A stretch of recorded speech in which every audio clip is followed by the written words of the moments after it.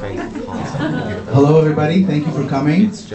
We have a sold out event tonight and we have more people in the overflow room next door that unfortunately cannot vote but can enjoy. We are going to stream this to them but they will not be able to participate, so you can vote for them.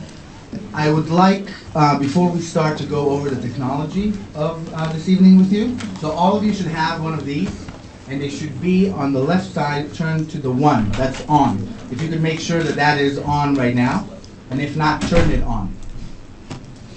Okay. Now, the Dean of the Law School is going to say a few words, and then after that, I am going to give you more instructions on how to connect to it. Right now, leave your clickers on the table. They are going to find the radio frequency of this room, and then we are going to connect to the system. Okay? So first, I would like to introduce the Dean of the Law School, Rachel Moran.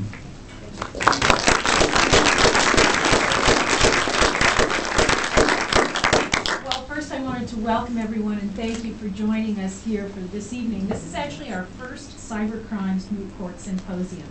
And this event marks the beginning of the Cybercrimes Moot Court Weekend, which includes the third annual Cybercrimes Moot Court Competition. Yes, fantastic. And we are extremely pleased to serve as the host for this growing event.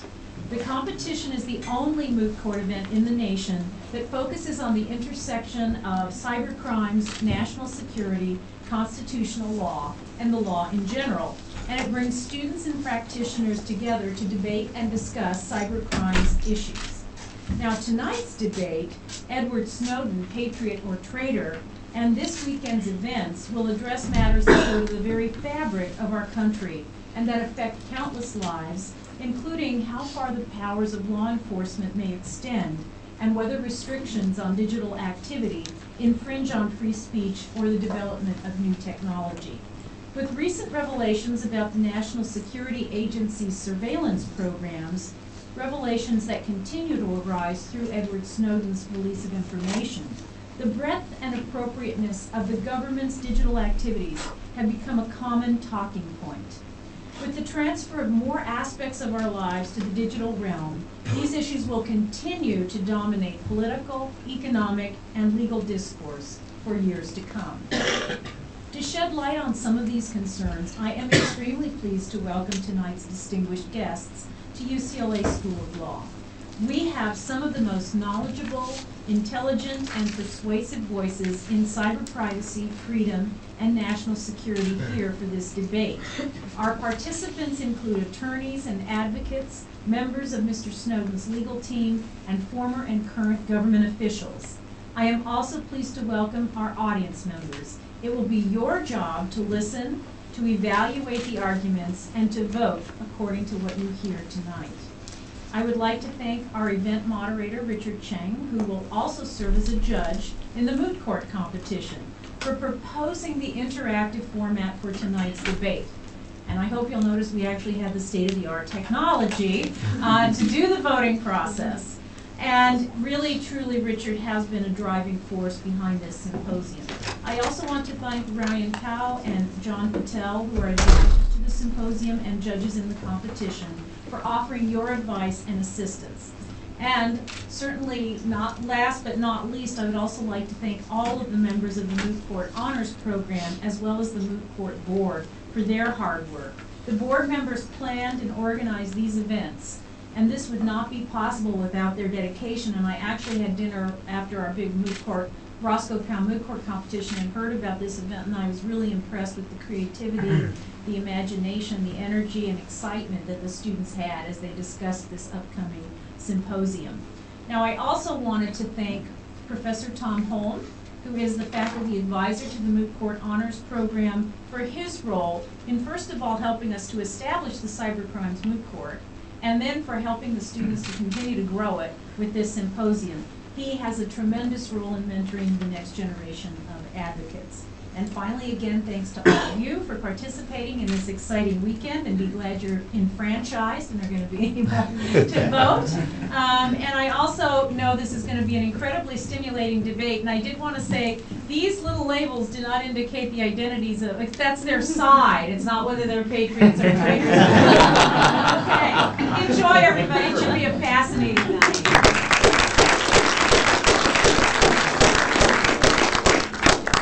Thank you, Dean Moran. Before I introduce the moderator for this evening, Richard Chang, back to the technology. So right now I'd like for all of you to pick up your clickers, they should be on, and press this green button right in the center. It is green, it has a sort of an enter-looking arrow. Press on it, and you should see on the screen searching. Everybody seeing searching on there? No. Select class, great. If you see my class 1, please enter again. Press enter again. And then you should see ANS. Okay, great. That is the conclusion for now. Now put it back. Thank you. You did great. Thank you very much. Richard is going to ask you the question, Patriot or Traitor, later this evening. When he does, I want you to click enter again. The screen will turn off to preserve battery. You're going to press enter again. This screen will come back up, and then you will vote A, B, or C. There will be a screen up there. A is Patriot, B will be Traitor, and C will be neither. There will be a screen explaining this. I just wanted to let you know. So if everybody has, does anybody not have answer? Okay. So our lovely, is it still searching? Yeah. Okay, so just give it a second. Once you see the my class 1, just join that by pressing the green button. Okay. Other than that, I think we. Home? If it's still searching, that's fine. It's just looking for the signal. Once it finds this class, please press the green button to join. Okay. Everybody's okay with their clickers? Okay. So I'd like to introduce the moderator for this evening. He's an assistant United States attorney from San Francisco, and he has been the force behind this symposium. And it was his idea to make the symposium interesting, and I think it's because of him that we have so many people here, which is remarkable for a Friday evening and for any academic debate.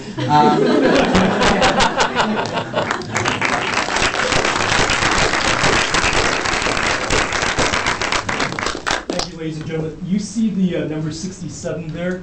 We are not full until we hit 100. So those are the amount of clickers that we have out there. So if you're able to log in that way, that would be great. What we're going to be asking you to do is also to vote ahead of time before the debate. So we will know where you fall before the advocates get up. After all, this is a moot court board function. And what we are here in the law school is that we are advocates. We don't really care where you fall on it, but we care about good advocacy. Good advocacy that makes you think critically, good advocacy that makes you think about your place in the world, and good advocacy thinking about Mr. Snowden and what he has done. Now, the words traitor or patriot are uniquely selected because they are charged, they are inflammatory, they get you thinking. And let's think about that in the context specifically of Mr. Edward Snowden. Look at what he has done. After releasing thousands and thousands of documents, Mr. Snowden has exposed mostly unfeathered government electronic surveillance of all of us in the United States and even world leaders across the world. In Germany, in other locations, friends as well as foe have been apparently listened to and intercepted by the NSA. So let's consider this.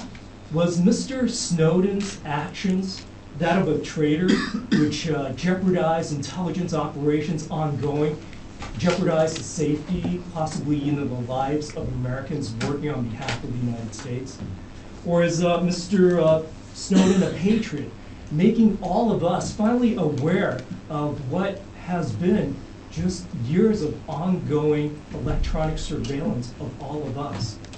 At the very minimum, I submit to all of you what has occurred, what Mr. Snowden has done, is that it has made us think collectively from kitchen tables to the halls of Congress, this issue of how we are to be governed, how we are to behave, how we are to be expected to decide on what is right and what is wrong in terms of protecting our safety as opposed to protecting our privacy.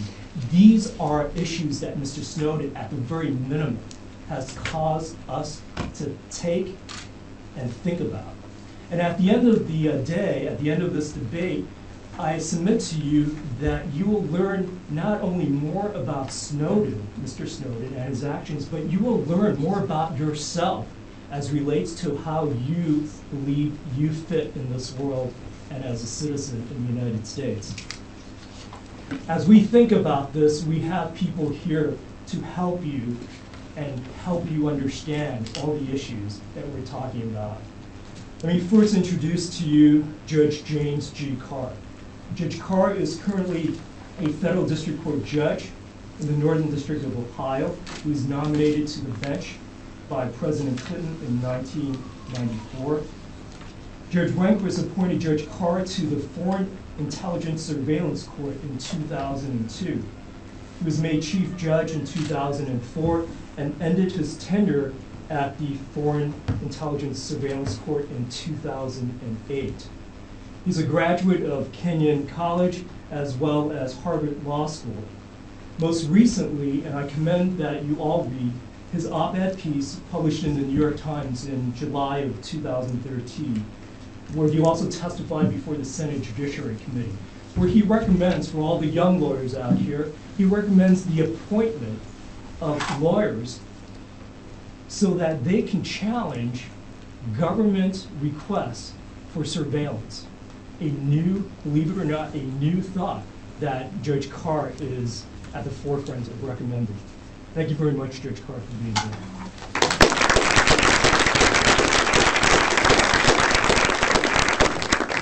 Also representing the traitor side, arguing that Mr. Snowden is a traitor, is Stuart Baker. Mr. Baker is currently a partner in the Washington office of Steptoe & Johnson and specializes in cybersecurity and issues of data protection. He's the author of the book, The Limits of Trust, Cryptography, Governments, and Electronic Commerce. He returned to private practice just recently after 3.5 years at the Department of Homeland Security as its first Assistant Secretary for Policy.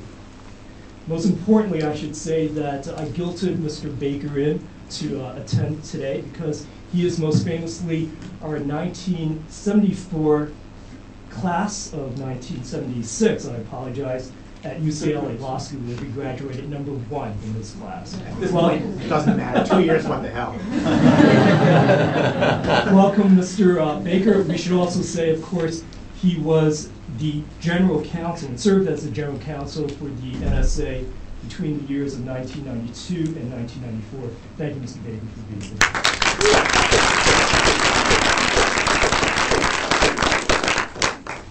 The next is the hardest person that I had to work to get to today. I can tell you that on average for the last 2 months, I would receive about 15 calls to make sure that Jesslyn Radak would be attending tonight.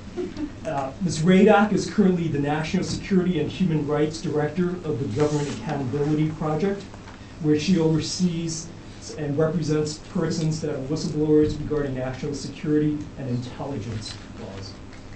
She was the former ethics advisor to the U.S. Department of Justice, who herself became a whistleblower when she disclosed in her mind that the FBI committed ethics violation during the interrogation of John Walker Lynn, otherwise known as the American Taliban. She was the author of her experiences in that particular role in her book, Traitor, the Whistleblower and the American Taliban.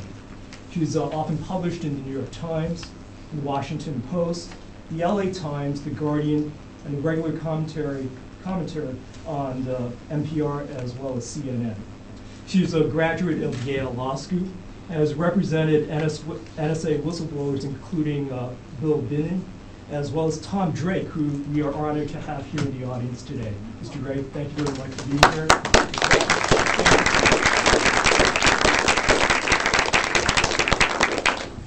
Next we have Mr. Trevor Timm. Mr. Timm will be arguing on the side that Mr. Snowden is a patriot. Mr. Timm is the co-founder and executive director of the Freedom of the Press Foundation. He's a writer, a regular lawyer, specializing in the areas of freedom of speech, government transparency issues. He previously worked for the Electronic Frontier Foundation, And his writings have appeared in The Atlantic, Al Jazeera, Foreign Policy, The Guardian, as well as Harvard Law and Policy Review. In 2013, Mr. Tim received the Hugh Hefner First Amendment Award for Journalism. Mr. Tim, thank you very much for being here.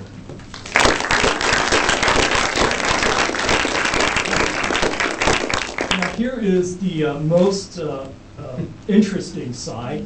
We have, because we're a law school, we have the neither side. Is Mr. Snowden a patriot or a traitor? Mr. Fine will argue the side that he is neither. Mr. Fine is a world-renowned constitutional lawyer. He's appointed by President Reagan to serve as the Associate Deputy Attorney General in 1981 to 1982. He was the General Counsel of the FCC during the high point of deregulation of that industry.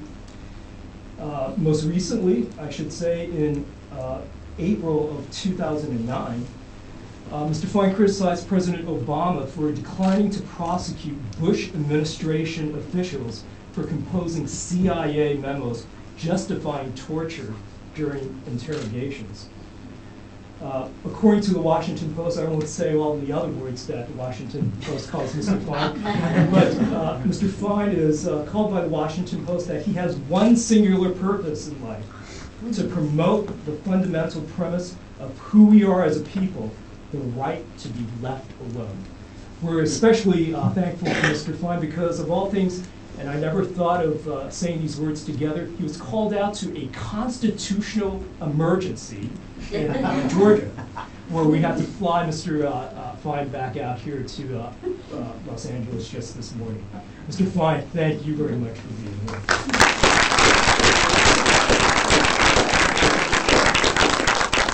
Let me just give a quick note as to how the format is. Each side, each person on each side will have 10 minutes to speak in the first round. There will be 2 rounds. The first round of 10 minutes, the speaker will provide not only their opening, but also argument. The second round will be 5 minutes each, where the other side will be able to rebut as well as place their own position that is new, that hasn't been done before. Without any further ado, we ask for the first round to begin with Mr. Baker. Mr. Baker? I'm sorry. Oh, votes. Sorry. Let's see, are we at 100 yet? We are not. Is everybody, can everybody press the enter button and see if they do have an answer in my class 1? Yes. Everybody, does anybody not have that? Mine says answer. Yes, that's okay. That's okay. Okay.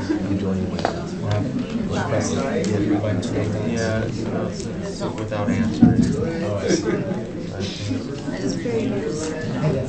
Anybody else not have answer my class 1 or answer with question? Sorry, Richard. No, that's fine. So again, A for Patriot, B for Traitor, C for Neither. Now, it's not the number of votes at the end, it will be the number of votes that moved from the original position that will be declared. Oh, it didn't work? And Yuri, I think you have a question? Yes, they which one's outside. Okay, hold on. I was waiting for a question. Yes. If you voted, congratulations. If you have not voted, I'm sorry to say that you're not going to be able to vote in this round. I'm very sorry. We, I think, either are going to do the same, or for the second round, we will try the old method of just raising hands.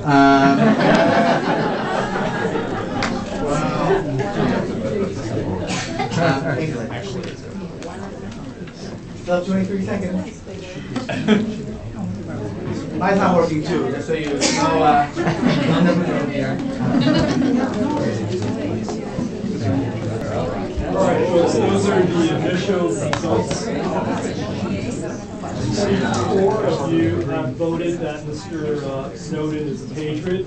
5 of you have voted that Mr. Snowden is a traitor. And C, Mr. Fine, has voted that he's neither. So those are the initial votes. We'll see how we do after the advocates have completed. Our first, I should apologize, our first debater is Judge Carr. Judge Carr, thank you very much. The floor is yours. Thank you, ladies and gentlemen. It's a pleasure to be here. If you can't hear me, or should use the podium. Thanks.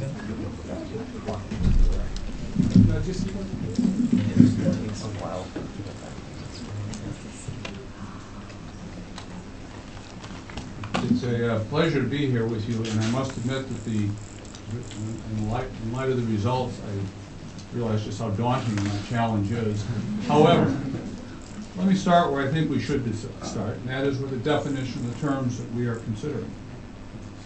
Webster's Third International Dictionary tells us, defines traitor as one that, should be who, one who betrays another's trust or is false to any obligation or duty. Betrays another's trust or is false to any obligation or duty. To betray is to deliver, among other definitions. To deliver into the hands of an enemy by treachery or fraud in violation of trust. Or to mislead or lead astray.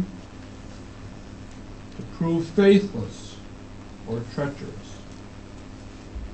To disclose in violation of confidence. Treachery is a violation of allegiance or of faith and confidence. And finally, a patriot, much shorter set of definitions. One, a person who loves his country and defends and promotes its interests. One who remains loyal to his country and occupied by an enemy. That, of course, is not the situation here. I will grant that it is at least arguable that some of what Mr. Snowden did has been beneficial and may prove in the future to be beneficial. However, it's my view that the costs and potential consequences of what he has done vastly outweigh the good that may be accomplished. He had options and alternatives, as others have manifested in the past. He could, I'm sure this has become a commonplace reference, he could have been a Daniel Ellsberg, who I believe performed a very important and worthwhile public service back in 1971 when he disclosed classified information, the Pentagon Papers, about the background and conduct of the Vietnam War to the New York Times and I believe to the Washington Post. I remember vividly seeing the headline on a Sunday morning in the Times. But he's no Daniel Ellsberg. He's more like, in my view, a Robert Hansen, former counterintelligence, head of counterintelligence in the FBI, who for many years was an out-and-out spy and traitor in the pay of the NKVD. Mr. Snowden had options, in my view. In addition to the option, which he did do, of going to the media, and Greenwald, and ultimately through him the New York Times and the Washington Post, he did not take that option alone. He had the option, which I view as actually potentially serving all of our interests, of going to the Senate and Judiciary Oversight Committees or their chairs and letting them know what was going on and why he thought it was wrong and how, in his view, it had not been become known to them. It had been held from them. And finally, and speaking as a former member of the Foreign Intelligence Surveillance Court, I believe he could have gone to the court itself, to its presiding judge, and said to now Reggie Walton, Judge Walton, previously Judge Colleen Patele or Judge John Bates, and said, this is what I know about your orders, and this is what I know about how they are being implemented and what is wrong. And actually, finally, he could have gone to the Department of Justice Because that would not have involved, at least in my view, and I purport not at all to be an expert in this area of the law, that would not involve, on his part, according to my understanding, unlawful disclosure of classified information and documents. He took none of those courses. He took the course that we all know he took. Namely, he went first to China and now to Russia. He may say, I didn't take anything with me, or what I took with me I haven't disclosed, or it is encrypted. I don't trust him. Why should I? He took an oath, the most solemn of promises and pledges that we have, to defend and protect the constitutional laws of the United States and be faithful to those laws. He violated those oaths. And I suggest, particularly those of you who will be attorneys one day, you too will take an oath that is similar in terms, meanings, content, and the obligations it imposes upon you. And think for a moment what it would mean to your honesty and integrity if you were to disclose a client's confidences or otherwise violate that oath. That's what Mr. Snowden is doing. Put that in your own personal perspectives when you take that oath. The costs, in my view, so vastly outweigh the good that it clearly puts me on the side that I've been asked to support this evening. And that is, our government has to assume, because it has no other reliable basis for doing otherwise, that everything he was exposed to, and one figure is 1.7 million classified documents, everything he was exposed to, means, methods, people, plans, ways of going about things, whom we target, and so forth. In a very important area, that our enemies, our adversaries, know all of it. Whether they do or not doesn't matter. Whether, in fact, he's disclosed anything except to Mr. Greenwald and now through the Times and the Post or otherwise, doesn't matter in terms of the cost upon our government's ability to act on behalf of all of us against potential dangers, whether originating from foreign countries or indeed from foreign terrorists. Government assets are limited. I have no idea, but I think we all should at least try to imagine the extent of government assets that have been taken from the very important business that people do in our security and defense agencies and in our government, in our own self-interest and for our protection, that have been diverted and distracted and necessarily are employed in trying to assess, all right, if the Russians know this, if the Chinese know this, what can we do about it? So in closing, I ask you to consider these very serious consequences.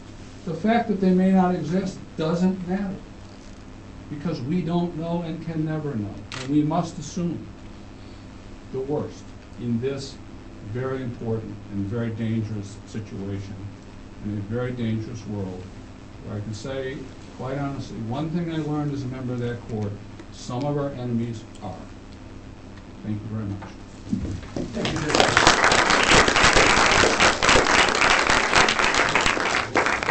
Our next debater, arguing for the side that Mr. Snowden is a traitor, is Mr. Stuart Baker.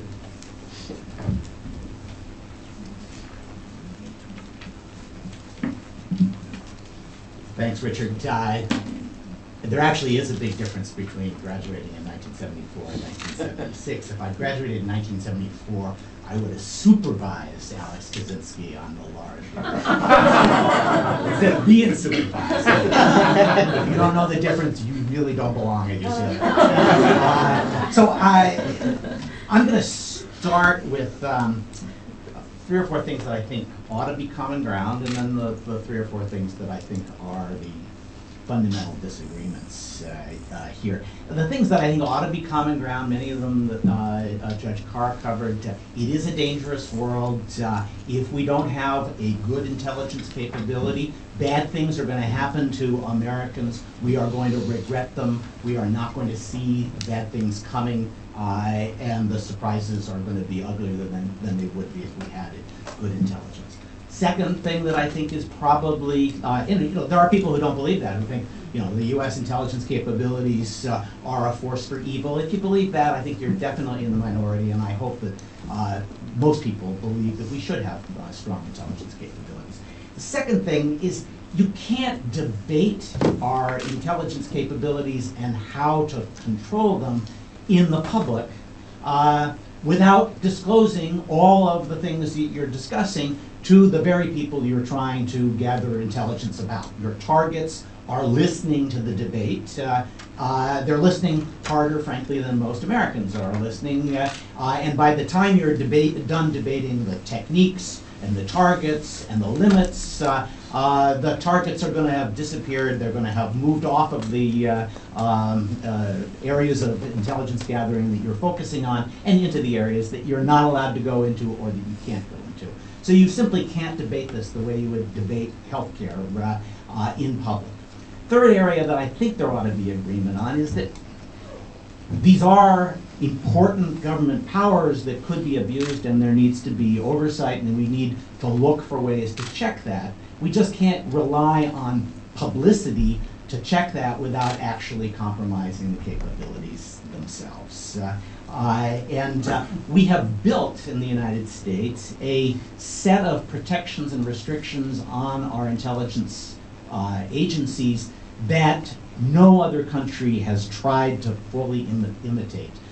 We have more controls and more aggressive controls, more institutional controls than any other country. We have involved both parties, both houses, committees with professional bipartisan staffs to investigate wrongdoing, and a set of clear judges who can judge both the constitutionality and the legality of what the agencies are doing. Not to mention, of course, the oversight that is built into the general counsels, the IGs, the intelligence oversight board, all in the executive branch. All of those things take place not in public because for the reasons we discussed, you can't really do it in public, but behind classified information restrictions. But they are still very aggressive controls. And then the last thing that I hope we can agree on is that this is really a bad question. Right? And you kind of voted that it's a bad question. And why is it a bad question? The fellow who was named to be the director of NSA was asked whether he would call Snowden a traitor, and he didn't say he was a traitor. Very few people have actually used that. I've never used that word. So I don't actually know why I've been asked to address this. And in fact, I was asked to kind of address the illegalities and this idea that he's a traitor and that I would get to wear a badge that says Stuart Baker Traitor. It's all new to me. What I'm looking for, probably it'll be, when the show trial occurs, when there's the change of regime in the United States, maybe I'll get another such placard. But, the problem with calling him a traitor, and really the problem with calling him a patriot, is it's all in his heart at bottom. Does he love his country? Did he intend to cause it harm? You really have to understand what he's thinking, what he's feeling to know that. He could be both. He could be neither. And so I'm actually not convinced that this is the right question, and so I'm going to suggest that since it depends on what's in his heart, here I'll cover 4 points that I think explain why his self-presentation is as a patriot, and why we can't trust his self-presentation. Whether that leads you to conclude that he's a traitor because he's hiding his intent, or that he's just not a patriot because he's too stupid to be a patriot, he believes the things he has said, is up to you. I'll be happy if you vote neither. I'll be happy if you vote that he's a traitor. So what are the reasons I don't trust him, just as Judge Carr doesn't trust him? So almost everything he said about the reasons he did this turns out not to be true if you just judge it by the facts of what he has actually done. He said, I saw illegalities, I talked to people, I couldn't find people who would listen to me, I wanted to blow the whistle, I didn't have protection, I thought the American people needed a debate on this. Well, first, as we just discussed, you can't have these debates without an enormous cost. Maybe you can say, I think this is worth the cost because the debate isn't occurring, the illegality is not getting to the decision makers. I think that's simply not true. He knew quite well. He was the only person who understood Senator Wyden when Senator Wyden stood up and said, I think the American people would be upset about what is being done with 215 in their name. They would not believe the kinds of intelligence that's being gathered under Section 215, which is true. That's what the flag has been about. Snowden already knew. He knew exactly what was going on, and so he knew there was a debate at the highest levels among our elected officials following the procedures that we allowed them, agreed that they should adopt, which is we will have these debates, we will conduct this oversight, we will do it in classified sessions. He knew that debate was going on and that Senator Wyden was losing because he hadn't gotten the program disclosed. Well, he decided that to hell with the laws and the elected leaders of the United States and the decisions we made about whether we were going to disclose our programs and have debates in the open. He decided, because his ideology was, this is wrong, and therefore I'm going to compromise this program and force this debate into the open. And it's not even a fair debate that he wanted to have. He released that one paragraph order that said, collect everything inside the United States. It was a shocking order, for sure. He withheld for 2 weeks the entire order that set forth all of the restrictions on NSA and how it gathered that information, how it used it, when it could search it, and when it could not search it. Withheld that from us, ironically, from the entire public, because it didn't serve his interest. It wouldn't help him win the debate for the American people to see that there were restrictions on how that information was searched. So already, the notion that he saw illegalities and thought they weren't really being addressed, the notion that he just wanted a debate when he knew there was a debate, and then that he fixed the debate when he released this information, makes you question what he was saying about his motivation. But let's grant he did start a debate, and it's a debate that the American people are pretty divided about, and we will have this debate for about a year about whether this program, this particular program, should continue or not. He could have had that debate, though, by releasing, what, 1, 2 documents, as he did at the beginning. He released 1 or 2 million, as far as the government has been able to determine, and he certainly, by his own count, released 100,000 or 200,000 documents. He didn't need those documents to start that debate. Instead, what he has done is spurred dozens of stories with hundreds of programs compromised, every one discussed in public and therefore less likely to succeed. Every one of those has spurred, well, actually no debates. There's no claim of illegality about practically every program that he has disclosed. There is no debate, serious debate, in the United States about changing these programs so that there is nothing that is going to pass Congress with beyond some changes to the one program that he disclosed first. And yet he is compromising them and still compromising them. What is the illegality in the fact that the United States has a relationship with Norway in which we try to gather intelligence about what the hell Russia is doing north of Norway in the Kona Peninsula? Nothing, but that program has been blown. Why?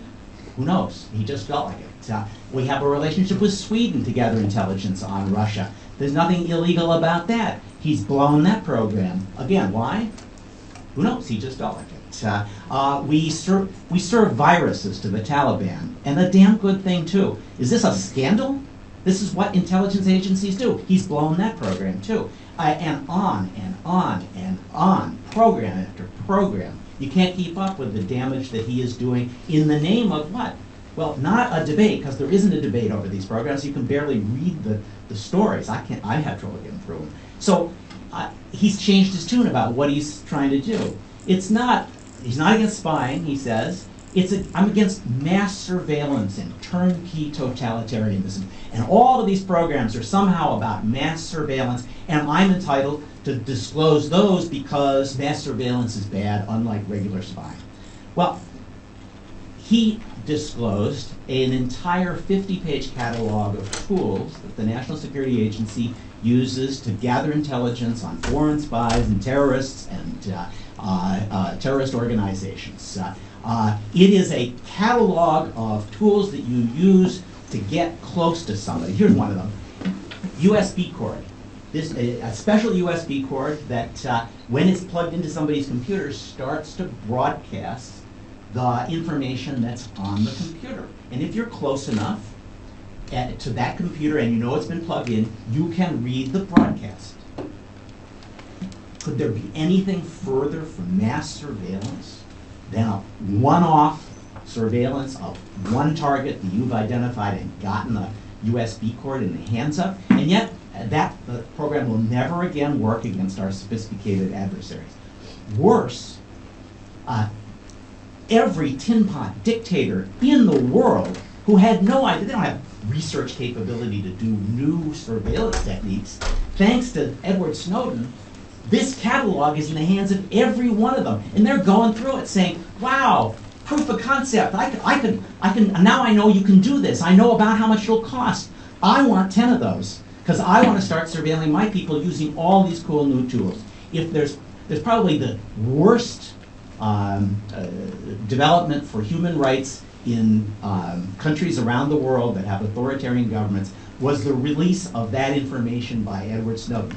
Why?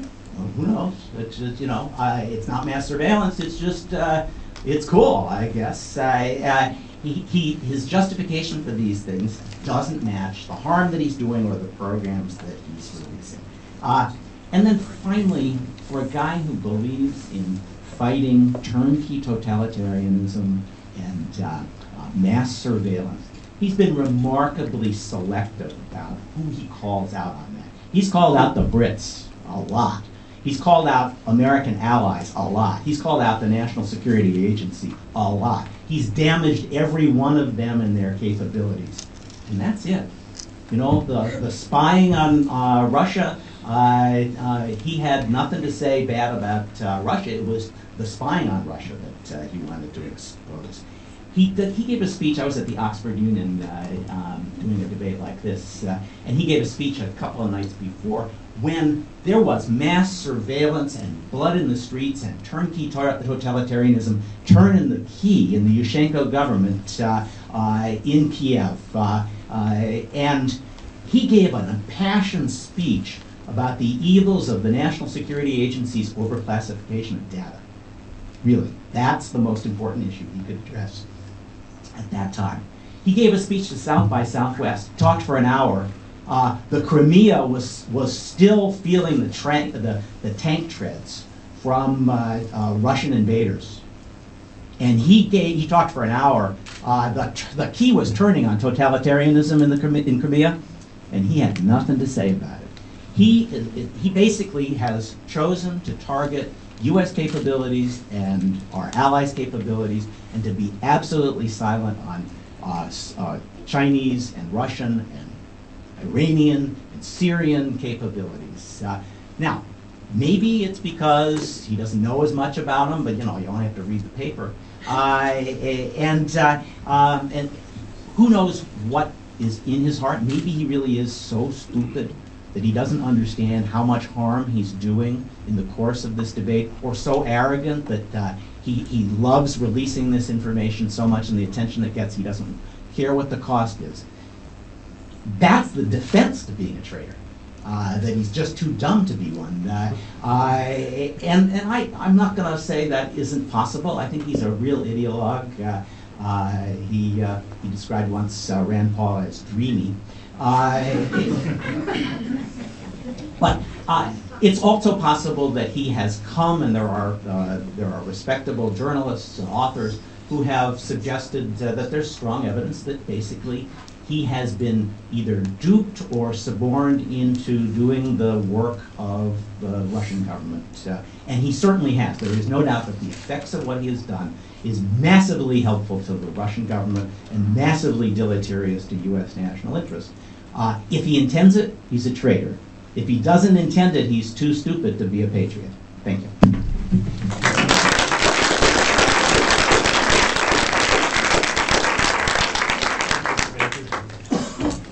Turning to the other side, that Mr. Snowden is a patriot, we have Jessalyn Rada. Ms. Rada.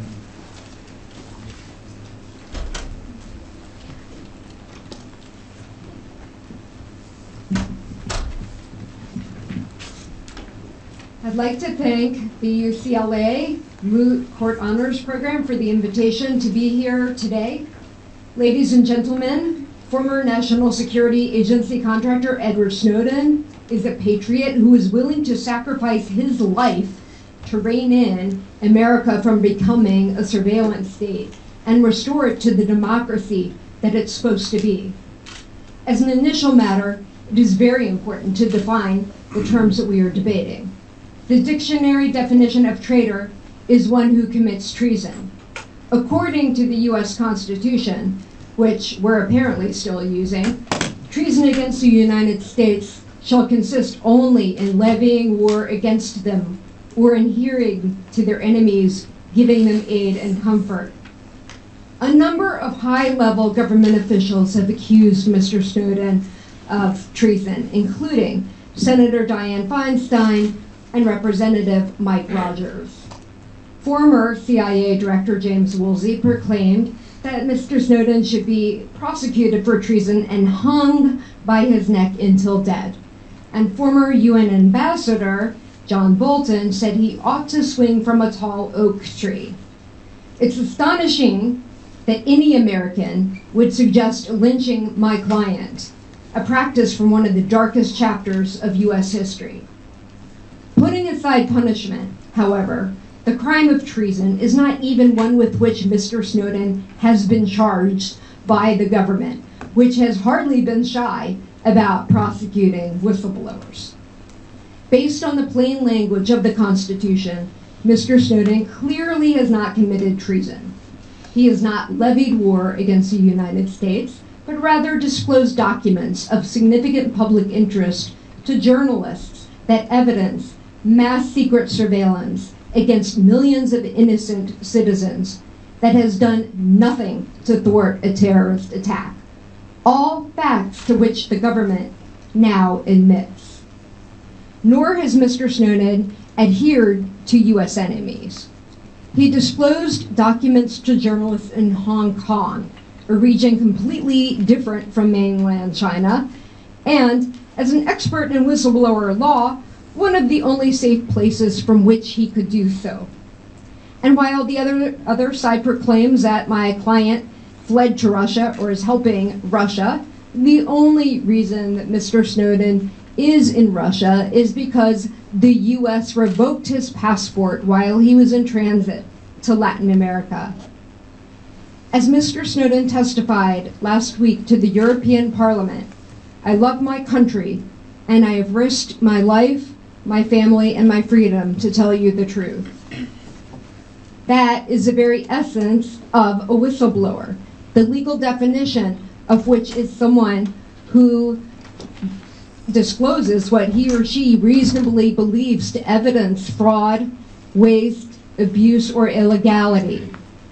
Mr. Snowden's revelations revealed chronic deception by the NSA, gross expenditures of taxpayer money that have thwarted not a single terrorist plot, and programs that a federal judge has found are, quote, almost Orwellian.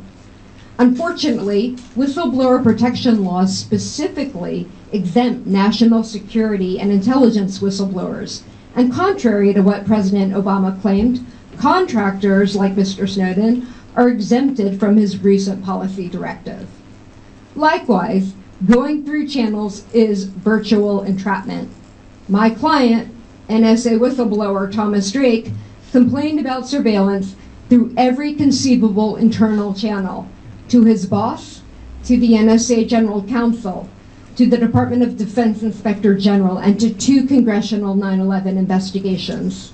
Not only did he get no redress, the government turned around and prosecuted him for espionage, one of the most serious charges you can level against an American. That case, incidentally, collapsed beneath the weight of the truth. Additionally, Mr. Snowden's disclosures are clearly in the public interest, or else the press and the public would be ignoring them. He has ignited a worldwide debate on surveillance and internet freedom. Just as important, Mr. Snowden has unclogged our democratic system of tripartite government, which separates powers among legislative, executive, and judicial branches.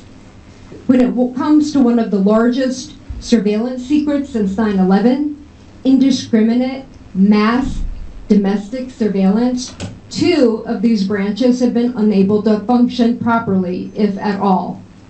Prior to Mr. Snowden's revelations, open federal courts, not the FISA court, but open federal courts, refused to consider the legality of NSA's domestic surveillance programs. These cases would be shut down based on either the government asserting the state secrets privilege or for lack of standing. Thanks to the documentary evidence that Mr. Snowden provided to the media, individuals and organizations now have standing for these programs to be challenged and tested in public court. And indeed, in one of the first lawsuits to go forward, a conservative Bush-appointed federal judge found them to be likely unconstitutional. The other branch of government crippled by surveillance is Congress. On issues they did know about, such as warrantless wiretapping, they were complicit and enacted enabling legislation when the NSA got caught. On even more problematic programs, Congress was deliberately misled by NSA and gagged by a secret interpretation of the Patriot Act. For years, a handful of Democrats on the Senate Intel Committee have warned that the government is secretly interpreting surveillance powers under the Patriot Act in a way that would be alarming if the public or even other members of Congress knew about it. Senators Ron Wyden and Mark Udall said that Americans would be stunned to know what the government thought the Patriot Act allowed it to do, and they were correct. Since Mr. Snowden's disclosures, a large bipartisan congressional coalition led by Republican Representative James Sensenbrenner, who wrote the Patriot Act, said that this program is not what they intended to authorize. Aggravating secret interpretations of law is the fact that members of Congress have said that NSA gave them misleading information about both the Patriot Act and the Foreign Intelligence Surveillance Amendments Act. The most notable example of this is when a senator asked the Director of National Intelligence, James Clapper, about whether NSA was collecting data about millions of Americans. Clapper answered no, and later famously characterized his denial as the least untruthful thing he could say.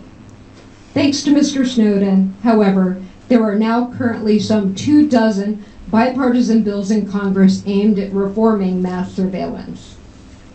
Echoing the courts in Congress, the Privacy and Civil Liberties Oversight Board, an independent federal body, has said the bulk metadata collection program violates the law. The White House's own hand-picked internal review panel found the bulk collection program was not critical for national security and recommended terminating it. Open court hearings, informed congressional debate, and these independent reviews only occurred after and only because of Mr. Snowden's revelations. Traitors don't care about informing the citizenry of the country they are betraying. Traitors sell secrets to foreign enemies for profit. They don't give up their lives to inform and educate the public about issues of vital national importance. Traitors give secrets to enemy spies, not to newspapers that use their editorial judgment and discretion and get the government's agreement on every single story that has run to date. Finally, I would like to address the issue of harm to the United States. Many argue, as my opponents have, that there's been all this harm. It's a tired argument that government officials always level against whistleblowers. Pentagon Papers whistleblower Daniel Ellsberg and NSA whistleblower Thomas Drake, both now considered patriots, were called traitors. Ditto with Benjamin Franklin. This vague, speculative phantom harm is really just baseless fear-mongering which has been used to justify the most hideous programs since 9/11, including torture and secret surveillance. But there is harm worth discussing. The NSA's ineffective and legally dubious mass surveillance programs have caused harm to privacy and to internet security on a global scale. That harm includes hundreds of millions of innocent Americans and entire allied foreign populations that have had their privacy violated. NSA spying on foreign leaders has undermined critical diplomatic and economic relationships. American tech giants have been damaged by NSA's hacking and creating backdoors to access their users' data. Billions of taxpayer dollars have been wasted on ineffective surveillance programs that the director of NSA testified has possibly stopped maybe one terrorist plot. NSA's efforts to defeat encryption have harmed internet freedom for everyone.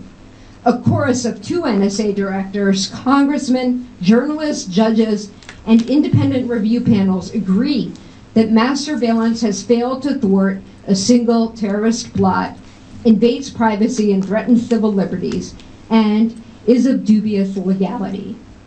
Of Snowden's revelations, even President Obama said, "I believe that this is an important conversation that we needed to have." That conversation and this debate today would not be taking place but for the magnificent and courageous act of conscience by Edward Snowden, who is already being acclaimed nationally and worldwide and will be remembered in history as one of the United States' great patriots.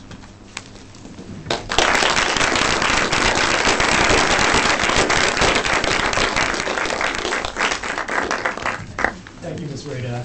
Our next debater on the side of Patriot is Trevor Tim. Mr. Tim.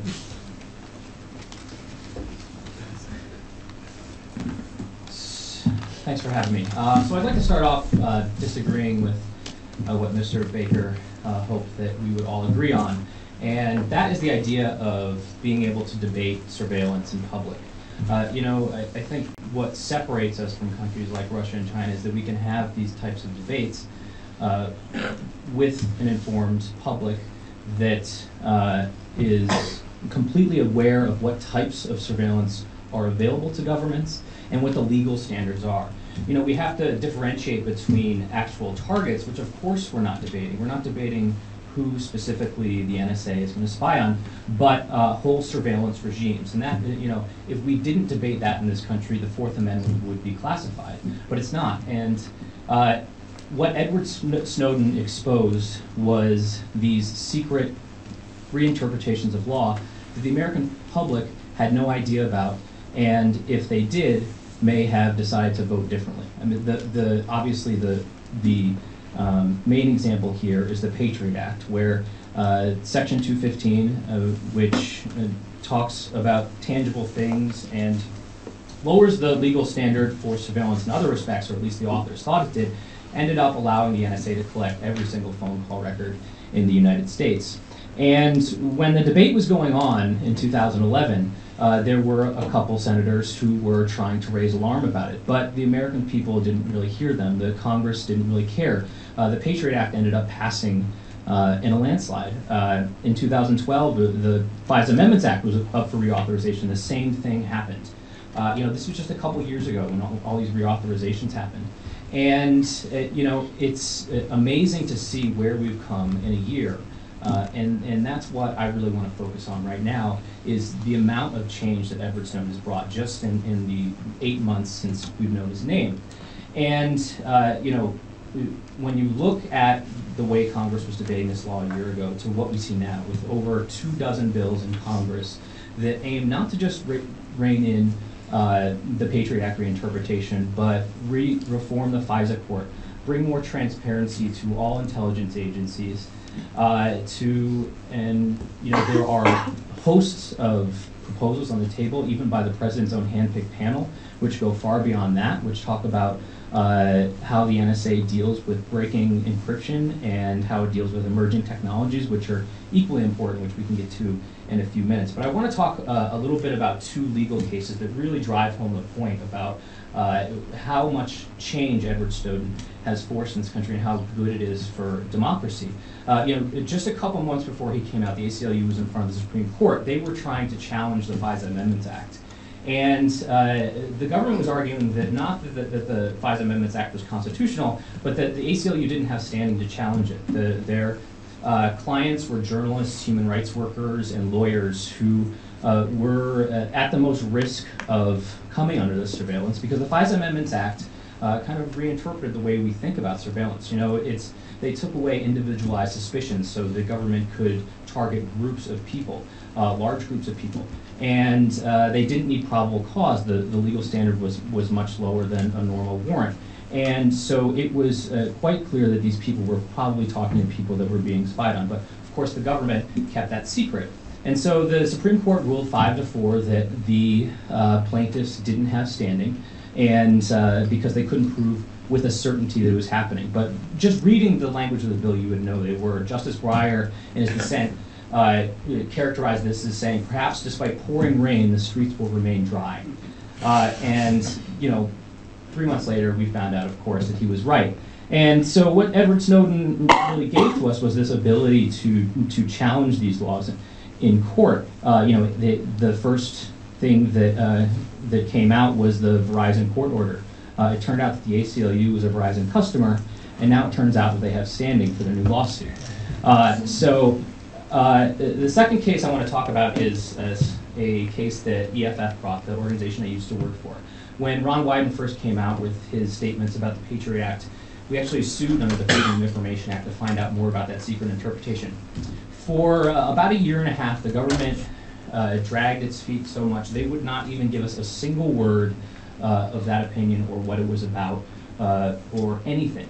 Not only that, they argued in court, they wouldn't even tell us the number of pages which they had. Flash forward to 6 months later, the judge in that case is ordering the government to release information. All of a sudden we have thousands and thousands of pages to learn what the NSA is doing for the first time. And this has been one of the great gifts Snowden has given us, that we've been able to lift the curtain of this secret court that has been, it's been operating for decades, but it wasn't until, about a decade ago when they started not just, approving or denying individual warrants for targets, but writing new Fourth Amendment law, which was completely secret from the American public, yet potentially affected everybody. So in those rulings, we saw something extraordinary. Basically, every major ruling that was released showed that the NSA was up to no good. And this is another thing that I want to talk about, is the myth that the NSA isn't abusing its powers, because we know from public documents now that they were. The first opinion that came out in our FOIA lawsuit was the 2011 opinion, which ruled some NSA surveillance unconstitutional, which we did not know the details of until that lawsuit. The opinion before that talked about how under this phone record surveillance program that's been so controversial, that about 89% of the numbers that the government was querying in part of this program didn't meet the legal standard that was set forth by the court. They were doing this for years. The court actually said, and this is a quote, the court concluded this requirement has been, quote, so frequently and systematically violated that it can fairly be said that this critical element of the overall regime has never functioned effectively. And this is a program that has been in place for 4 or 5 years at this point. And the American people had no idea. And this is the type of stuff that is critical for democracy, so that we can decide as a country what type of surveillance we want and how far we want it to go. You know, Edward Snowden has even said that, you know, he said, quote, "I don't want to change society. I want to give society a chance to determine if it should change itself." And that's finally what we've gotten here. You know, the same thing could be said about internet security. We've seen a massive amount of change in just 6 months from the major internet companies like Facebook, Google, Yahoo, Microsoft, that we have been asking for years for. You know, no one has done more for internet security to protect our data, not just from the NSA, but from other intelligence agencies, from hackers who may try to go after you if you're on public Wi-Fi in a Starbucks or an airport, or your credit card information or your banking information. These tech companies, because what we learned from other stories that talk about the NSA breaking into the data links of Google, between Google servers, or implanting malware on tens of thousands of devices and potentially millions was their plan, according to the documents. And these internet companies have both shored up all types of encryption, whether it's HTTPS encryption, which encrypts web pages, or your email, and all sorts of other things that will protect your data, not just against the NSA, but against common criminals. And this is the type of encryption that the NSA is trying to break, and which is such a fundamental problem here. You know, it's not like you know, back in World War II when we were breaking codes of the enemy that they uniquely had, that they created for wartime. This is encryption that everybody uses in everyday life. If you go on the internet, you use encryption. And it's vitally important that we have the debate in this country about what we want our governments trying to break, because if they can break it, everybody else can just follow right in. And Edward Snowden has, like I said, brought us that gift, and for the first time, we are able to debate that. So I just want to conclude by saying that, you know, it's wonderful that he had this opportunity. It would have been even more wonderful if he had the opportunity to go through the official channels, but unfortunately that wasn't an option for him. You know, part of the problem here was that the oversight committees, the FISA court, and everybody else that he could have gone to already knew that all this was going on. The only people that didn't know what was going on was everybody else, and that's the people that he wanted to inform, and I thank him for it. Thanks.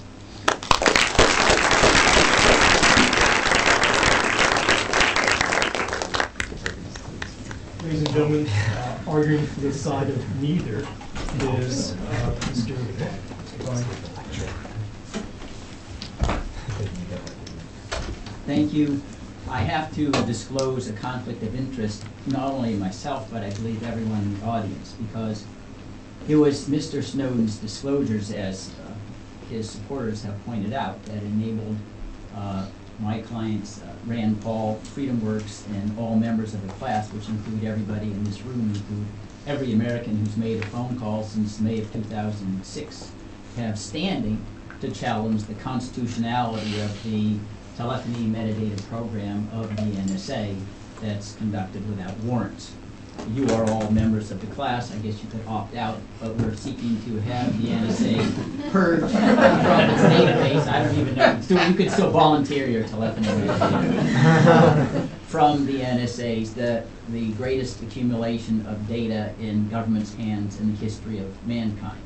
And let me explain a little bit what the telephony metadata program is about. Mr. Baker complained that the initial disclosure didn't give the complete picture, but I will, and I don't think it'll provide the assurance that he suggested that would come from this ironclad protection against abuse.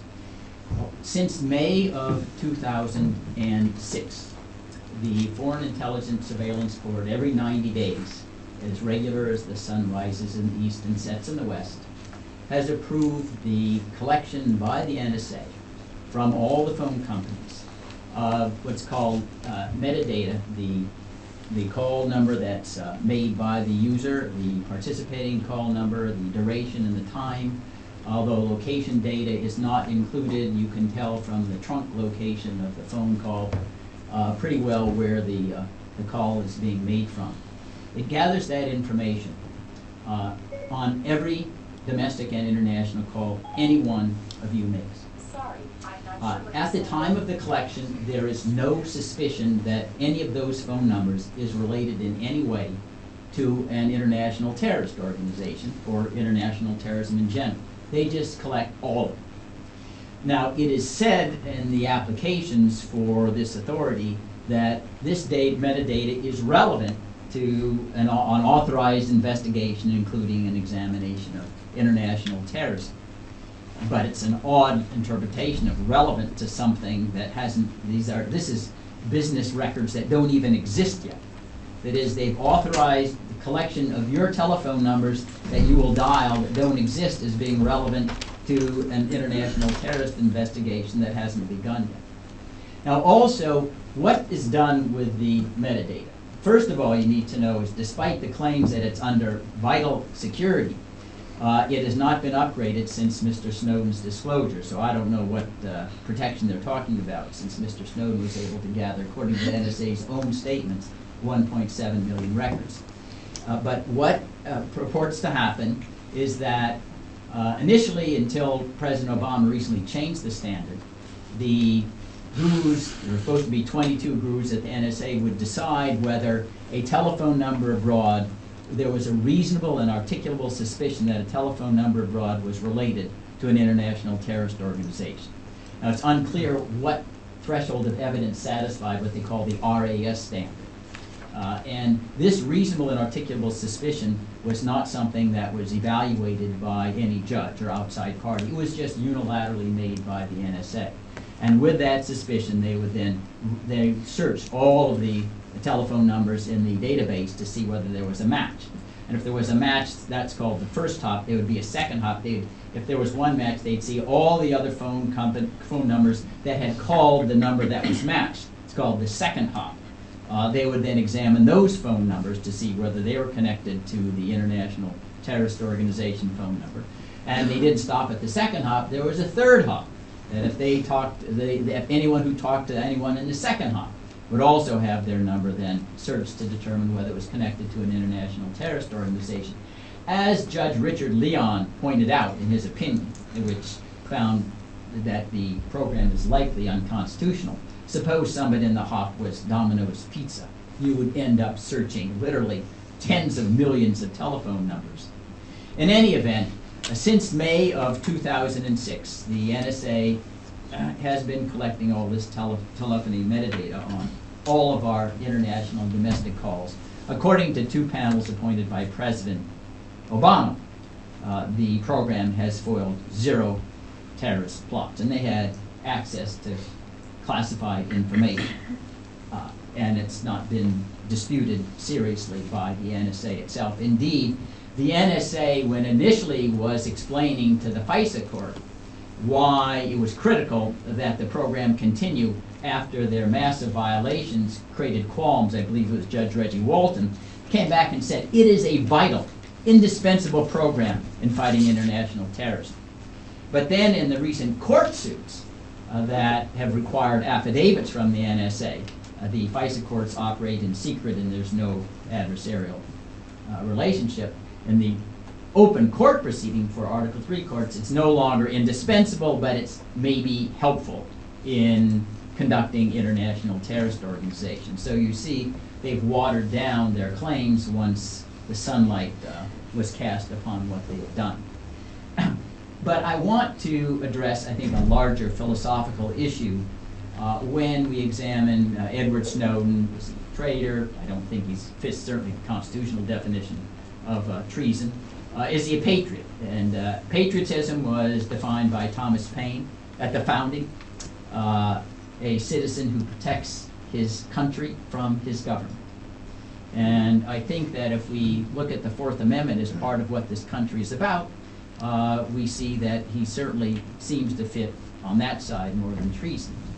And if we go back to the understanding of why we declared independence from Great Britain, it stemmed from worries about excessive surveillance, what we now call as protection against the Fourth Amendment. James Otis in 1761 was denouncing general writs of assistance, general search warrants as being totally inimical to freedom and independence in the United States. It empowered every petty official to go examine people's homes and businesses to determine whether they have any smuggled goods. There was no probable cause. And it was this opposition that triggered, in John Adams' words, the spark that led to the American Revolution. And the mood, if you will, the spirit of the Fourth Amendment, the spirit of the country was captured in William Pitt the Elder's address to the British Parliament in 1763 when he was imposing excise taxes which also would be enforced by these general writs of assistance. And what he said rang throughout the colonies.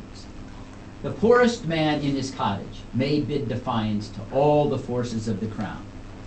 It may be frail, the roof may shake, the winds may blow through it, the storms may enter, the rain may enter, but the King of England cannot enter. All his forces dare not cross the threshold of the ruined tenant. Now that, ladies and gentlemen, was the spirit of the Fourth Amendment. It was later described by Justice Louis Brandeis in Olmsted versus the United States as the right to be let alone, the most cherished right among civilized people. And he understood that our right to that liberty, it applies because we're human beings and individuals. We don't have to justify the right to be let alone. It's there because we live and we breathe. The government has an obligation to explain why it can disturb that right. That's what America is about.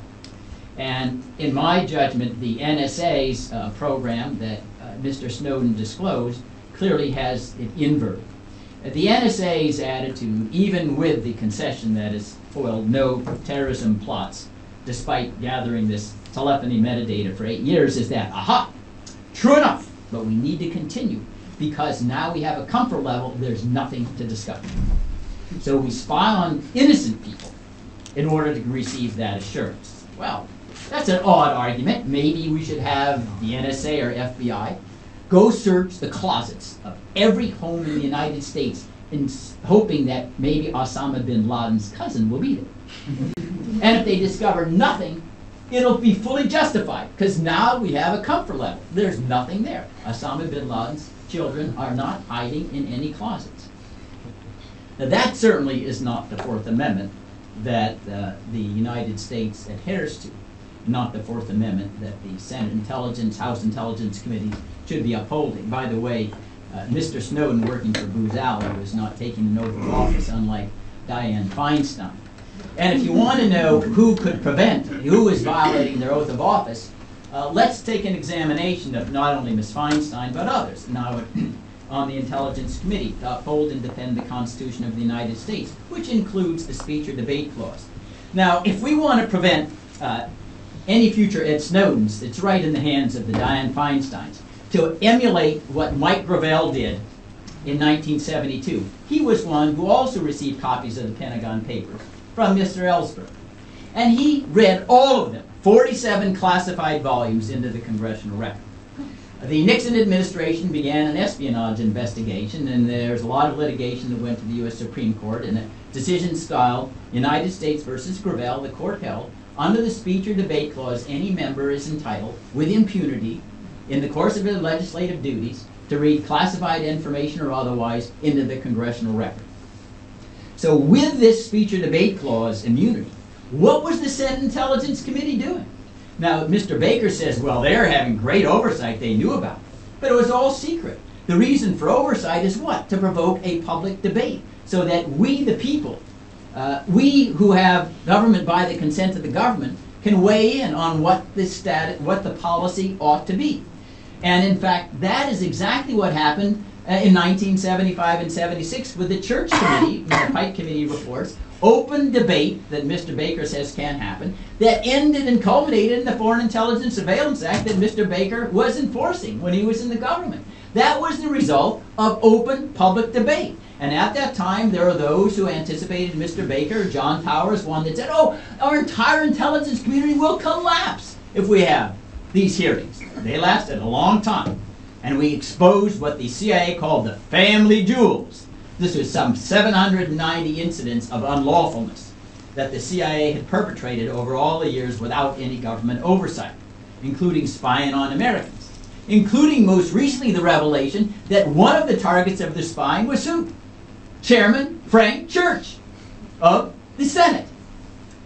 So we can have public debate. It may well be true that some of the public debate informs the enemy. Yes? And the Fourth Amendment stands for the proposition that we take risks that unfree people do not take in order to have self-government and protect liberty. We do take risks. We knowingly take risks that unfree governments don't take because we are different. We have a philosophical principle that I suppose is the most important distinction between us and other countries, perhaps in the history of the world. And it's that it's better to risk being the victim of injustice than to being complicit in injustice. And you're complicit in injustice when you make decisions that have grave consequences, including killing people and spying on them, without a confidence level that you have it right. There was, I think, about 2 or 3 months ago, an ad hoc hearing held by a member of Congress, Alan Grayson, that examined the consequences of not following that dictate. In 2012, there was a 68-year-old grandmother picking vegetables who was vaporized by a Predator drone based upon the reliability of intelligence gathered by the NSA and the CIA. And she was killed with her 9-year-old granddaughter, who came to Washington, D.C. to testify about exactly what happened. She said, yes, she was there. She had been asked to pick the vegetables by her grandmother. Then it became very dark, and there was sounds overhead from the drone. And then she heard screaming. She couldn't tell where it was. She thought it was her grandmother, but she wasn't certain. Then she began to run. She was frightened to death. And she looked at her hands, and they were all bloody. And she tried to stop the bleeding and said she couldn't stop the bleeding. Her grandmother was dead. Now, that's the United States of America, at least in one incident. We, in some sense, that's our government that did that, with authorities that are knowing and open that we accept. That seems to me, however, not what we want to be as a government. It means that we need, if we want to avoid being complicit in injustice, we need to accept this. Knowingly, because that's what civilized people do. You can't live in a country with liberty without taking risks. Get out of bed in the morning, you take risks. You wanted to reduce risk to zero? Put everybody in prison or kill them all. Then you have zero risk, right? And I submit, ladies and gentlemen, this is a very profound view of life that separates civilized from savage nations. Got to take risks, not stupid ones. You have to remember, life is uncertain. And you want to make certain that you don't become complicit in injustice yourself. That then reduces us to the opposition. Now, we're going to examine Ed in his full suite. I do think that staying in Russia, as Mr. Baker pointed out, certainly is a distraction, I believe, from focusing on the Fourth Amendment violations that were disclosed with regard to violations of 215. I also agree with Stuart Baker, and I had communications with Edward indirectly with chats. It's hard to know what goes on in his head, but it certainly is not useful, given Mr. Putin's thuggery, to have the debate over whether Mr. Putin is a Democrat, which he isn't, as opposed to whether or not we have our government who's violating the Fourth Amendment. And I think if there were efforts that I had made with his father to engage the Justice Department as to what conditions might secure Mr. Snowden a fair trial if he returned. That's nothing can guarantee, but the example of Bradley Manning, now Chelsea Manning, was not reassuring, since they treated him like he was guilty before the trial began, and it wasn't necessarily before an impartial jury. Indeed, he didn't have a jury at all. But the Justice Department's only response to the overtures were that they wouldn't put him to the rack and screw. That should provide an assurance of a fair trial, that we weren't going back to the... We renounced clearly the tactics of Thomas de Torquemada during the Spanish Inquisition. So we made a lot of progress since then. And I also believe that with proper representation by lawyers as brilliant as Jesselyn Raddick, and the ability to speak to a jury and say, you have more privacy because of me, the problem of getting an impartial jury as long as it wasn't in the territory of the NSA, the Eastern District of Virginia, where you have all the people and contractors. 35,000 people now work for the NSA with 15,000 contractors there who would have a difficult time, I think, being impartial. That would help the situation. But I want to go back and examine the general issue. You know, is Edward Snowden, you know, a traitor, or is he a patriot? I certainly agree it's a little misplaced, because the real issue is who we are as a country. Ed Snowden plays a role in it, but it really is up to us to decide. Ed Snowden has performed the great service of enabling us to debate the issue. And now, let's not blame the government, the NSA, or anyone else. It's us. We're the ones who will determine what happens with that information. And we can't, even with the wretches we have performing non-oversight, Mr. Rogers and Dianne Feinstein, unless we are aroused and awakened to push Congress to amend and work on the bills that have been drafted, and I've worked on part. And there was a vote in the House of Representatives, the last Congress, that fell, I think, only 8 votes short of abolishing Section 215. You know, we will have to live with the violations and expose, in my judgment, the reproach to historians that Tacitus delivered to the Roman Republic. The worst crimes were dared by a few, willed by more, tolerated by all.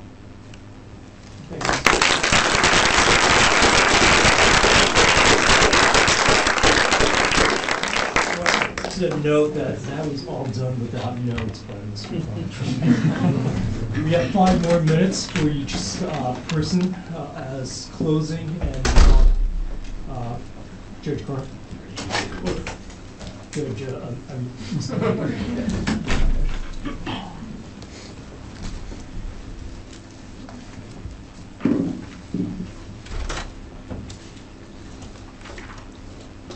How many people here saw the first season of Homeland? So, and how many saw the second? Yeah, kind of sucked, huh? I sort of feel like this whole debate, we've been talking about this, I've been talking about the second season of Homeland, and I keep hearing, oh, but that first, it wasn't that cool, that first show, that was so good. Okay, it was good. But does that really require that we just continue to watch it over and over again? Why do I say that? Because everybody who talked to you about the first disclosure that Snowden made, the 2 documents at the start, and they dwelled on it. Yeah, even the ringer that they introduced as allegedly neutral, wanted to dwell on how unconstitutional and illegal it was. Trevor told us about how great it is that now he's got standing to challenge that program. And Jesselyn spent most of her time on the shocking violations of mass surveillance. Now, not one of them actually reminded you that practically all the judges who actually looked at this concluded it was lawful, and that while they might like it to be illegal, currently Supreme Court precedent is against them, and most of the courts that have looked at this have been against them. This is a hard issue. This is not some clear illegality, some deliberate violation by the intelligence community. But let's actually stop talking about the first season of Homeland, because that's 2 documents, not 2 million documents. He released 2 million documents, and those documents are bleeding out every week. More stuff, more stories, doing more damage. You haven't noticed, because those articles aren't aimed at you. They're aimed at foreign audiences to cause more harm to U.S. interests by dividing us from our allies and by demonstrating what our capabilities are so that people can protect themselves from it. Now, Trevor, I thought, was very candid when he said, of course, we should have a debate. I mean, yes, there's damage, we'll take risks, but not with targets, right? So I'm going to wait for him to come up here and stand in front of us and say, I am happy to condemn Edward Snowden for revealing that Mexico's Public Safety Bureau was a target, or that Israeli officials were targets of national security surveillance, or that the Italian embassy or the office of the Organization of Petroleum Exporting Countries, really, who deserves it more? Israeli drones and missile systems were the subject of surveillance. This is telling the Israelis a lot, and it would be very nice to know what their systems are capable of doing and what they're planning to do with them. The Afghan Ministry of Foreign Affairs. Trevor, you're free to tell us that that was a bad thing for Jesselyn's client to reveal. The Venezuelan government, the French embassy, the wife of an associate of bin Laden, Aeroflot, the Syrian military. These are all perfectly reasonable targets for the intelligence capability of the United States. It is highly likely that we will find useful intelligence in most of those targets. And every one of them has been disclosed by Edward Snowden quite comfortably, quite deliberately, and outside of the attention of the American public. And not one of our speakers was willing to justify one of those disclosures except for a brief mention of, well, certain kinds of things they did about encryption, we'd like to debate that, but we're not debating that. Congress is not seriously debating that. So without any justification of having started a debate, without really, in many of those cases, a justification that he's objecting to mass surveillance, Snowden is just tossing that stuff out. That is not consistent with anything he has said about his intentions, and therefore it's fair to say that he is not being candid about his intentions. If he's not being candid about his intentions, you'd come to two conclusions. Maybe he's been blow-dried and massaged into saying things that will appeal to the international community and preserve his standing with the American public. Or maybe he's just trying to hide his intent, which is to cause harm. I don't know the answer to that. I think that neither of those is consistent with being a patriot.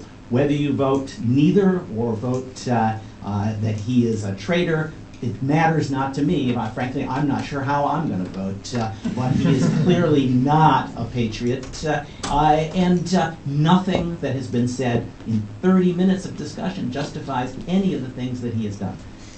Thank you.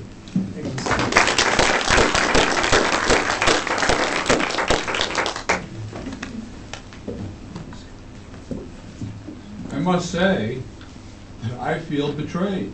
He tells you he doesn't know how to vote. Well, let me repeat.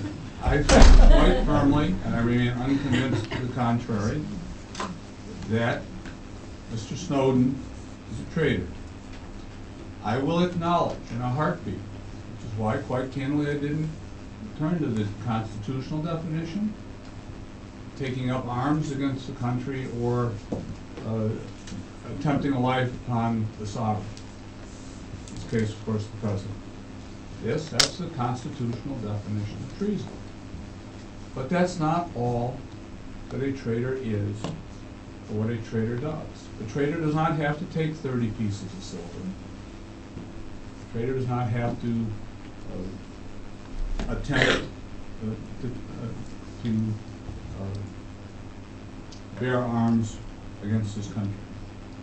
I'll return to that in a moment. And I will also admit that I actually agree with something that I heard Mr. Snowden say when I watched the South by Southwest interview a couple of nights ago. I regret that he did not give me credit for the suggestion, because I'm here because of an op-ed I wrote in July recommending that the Foreign Intelligence Surveillance Court have the opportunity to reach out to independent counsel like Trevor, like Ms. Rajak, pre-cleared from a small group of people, like as we do with criminal case and Criminal Justice Act, people who would come in when something new and novel is being proposed by the government. The rules of the Foreign Intelligence Surveillance Court require the government to notify us, and on occasion I was notified. Judge, you should look at this, paragraph 68 to 74, or 86. This is something new. It's not something our staff would tell me, that's something the government would tell me. And that was the genesis of the suggestion that I have made, which Mr. Snowden and the President of the United States both endorsed, that there should be some independent counsel called in upon occasion, not on every case, because just as with search warrants and ordinary wiretap warrants, that's not where the problems arise. But the government is, with some regularity, I believe, from time to time, on an occasion, proposing some new method, technique, or approach. And it is then, I think, it would be useful to have an independent attorney available and brought in. The second thing, and this actually just occurred to me as recently as 24 hours ago, or 36 hours ago, giving a talk yesterday on the Foreign Intelligence Surveillance Court. It seems to me that Congress should give the Foreign Intelligence Surveillance Court the authority, when it has written an opinion, which it rarely does. Just the same way a magistrate judge never writes an opinion in issuing a search warrant or a Title III wiretap order. But when the Foreign Intelligence Surveillance Court does, the court should have the authority to call upon the government to show cause why that opinion should not be declassified. And so, in the end, I think I agree absolutely that knowledgeable decisions require informed debate and public awareness of the reality of government activity. And I'm willing to concede, at least for purposes of argument, that it was worthy and worthwhile for Mr. Snowden to disclose the PRISM program and what, in his view, he thought it did wrong. It's my understanding and recollection that the opinion from Judge Bates, then presiding Judge John Bates, vigorously condemnatory of what NSA had done in response to the earlier orders, I submit to you, has been a corrective, or certainly it was an avenue that was undertaken, and I believe, at least reading John Bates' opinion, and I served for a period of time with him after he had joined the court, that it has been worthwhile. However, my point is, and I want to remind you of my point, and this is not a tired, old argument. I sat here in utter astonishment when Mr. Baker said, and if I heard him correctly, that the catalog of how we go about collecting information surreptitiously from people who are not our friends and some who apparently are our friends, nonetheless, to tell people how we do that means we can never use those techniques again. And I assume that those techniques are vastly more sophisticated than the techniques I learned about beginning in 2002 by going to NSA, going to the CIA, going to the FBI, which is all part of our initial orientation or training or whatever, and learning about what technology a dozen years ago could do to find out information surreptitiously. And I assume that what technology is continue to pace in that regard, but every one of those means and methods that is listed in that catalog is useless. Absolutely useless. And how someone can say that no harm has been done to this country because of that kind of betrayal of our nation's secrets, quite candidly, I cannot accept. And I have no problem, therefore, saying, Mr. Snowden, you are a traitor. I honestly think that if he ever were to come back to this country, that an Article III judge would see to it that he received a fair trial. Doing so would be very difficult, unquestionably. But that's the business that our Article III courts are in and day out. If I understand correctly, Bradley Manning was tried in a military tribunal. That's an entirely different situation and circumstance.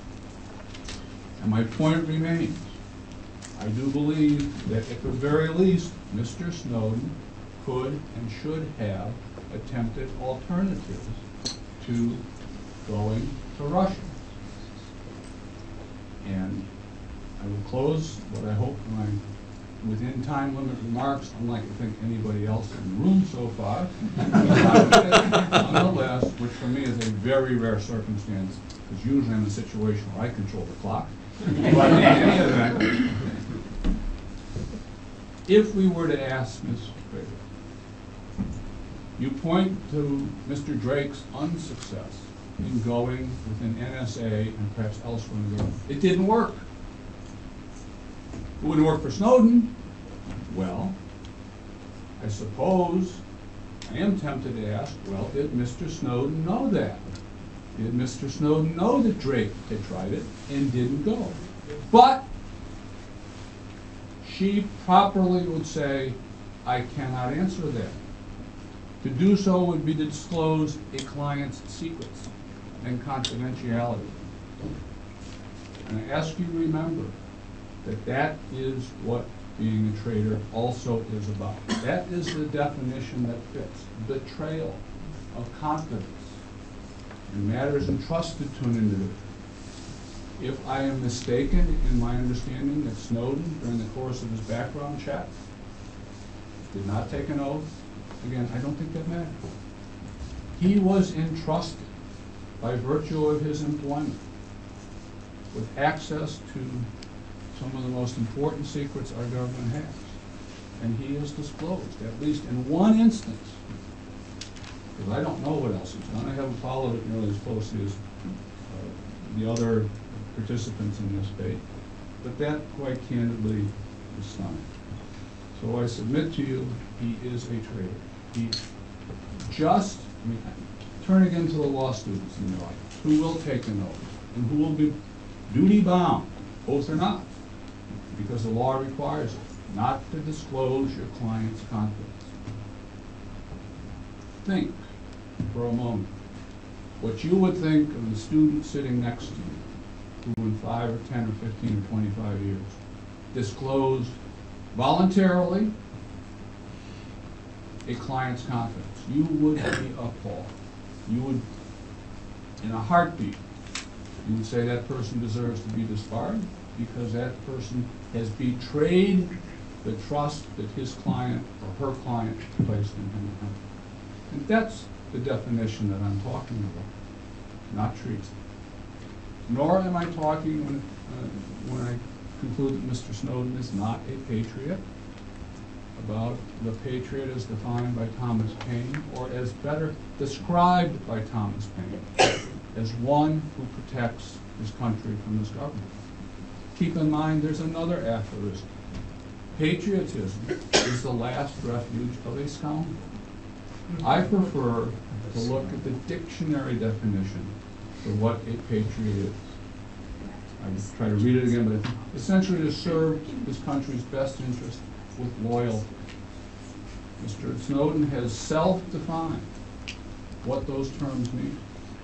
And I think we should all stand back, look carefully at arm's length, and look at the harm that has been done. This is not a one-off kind of thing.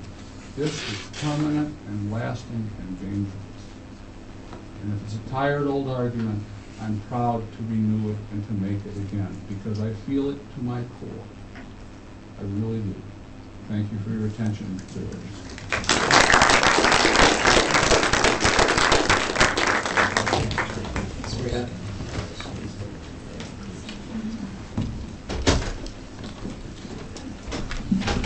Wow, I can't believe that I was just accused of being a traitor if I violate attorney-client privilege by telling you, I'm not violating any privilege, by the way.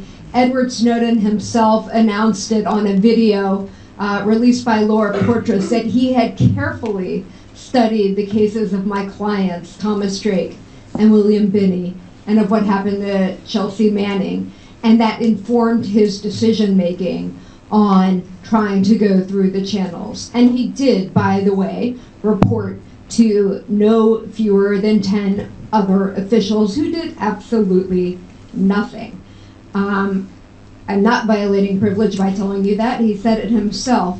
In terms of Mr. Snowden being no Dan Ellsberg, I hope it surprises no one to know that Dan Ellsberg says that Snowden is the 21st century Dan Ellsberg.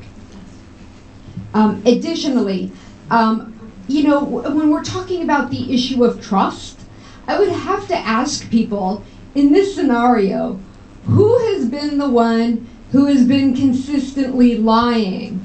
Snowden or the NSA? Every time the NSA opens its mouth, boom, the next day there's an article proving why it lied. The person who has been consistently truthful throughout this whole matter has been Edward Snowden. In terms of the ad hominem attacks and name-calling him stupid and arrogant and narcissistic, as you all know as law students, name-calling is the lowest form of debate that I hope when you go into the adult world you don't engage in. In terms of Edward Snowden's duties to talk about Crimea and Russia and how bad other countries are, that's not his duty, first of all, or anyone's duty, and that's not what he set out to do. He set out to give the American public facts about which they could come to their own conclusion. And he did not decide or drip drop stuff out. He didn't have any role in randomly tossing this stuff out. Rather, he turned over information to trusted journalists to use their own editorial discretion and judgment to decide what was in the public interest to publish.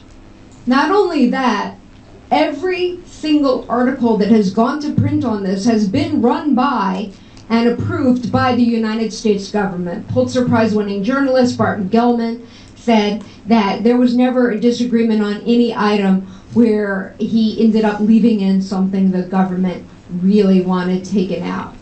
In terms of the things rattled off by Mr. Baker, if you haven't heard of them before, it's because they haven't been said before. In fact, it sounds to me like he has been leaking classified information, though I'm certainly sure he won't be prosecuted for espionage the way my clients have been for leaking unclassified information, as in the case of Tom Drake. Again, Snowden doesn't have a duty, he's not, just because he is stranded and exiled in Russia right now, thanks no less to the US, doesn't mean that he supports everything Russia does.